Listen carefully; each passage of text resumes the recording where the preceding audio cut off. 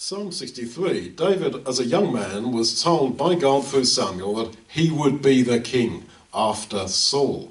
And yet Saul persecuted him, and Saul was trying to kill him, and we see the beginning of this psalm. It's a psalm written by David when he was in the desert of Judah.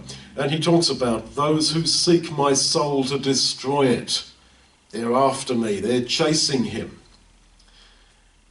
But, verse 11, but the king shall rejoice in God. David's talking about himself. I am the king. Well, he wasn't the king. Saul was the king. He had the power. David was just the outlaw, running here and there to wherever he could find somewhere to put him up for a week or a day or a month or so. And then he was running on as Saul came after him. But he describes himself as the king. And I shall rejoice in God.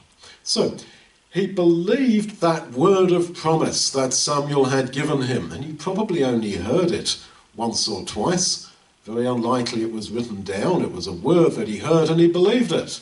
It's rather like you and me hearing, and we hear it continually, you will be in the kingdom. You are a kingdom of priests. You are king priests. You will reign on the earth. That is the promise. And we are to feel now as if that promise has been fulfilled. Sure, I'm mortal, I will die. I am not now a king reigning on the earth. But God has promised that you will be and that I will be.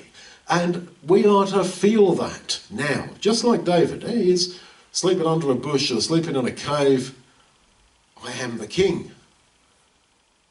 Not according to how man would judge him. You're a loser. You're no hoper. The king is Saul, not you. But I am the king. And so not in any arrogance, but in humble confidence and joy, we are to feel that this world is ours, that I shall reign on this earth by his great grace.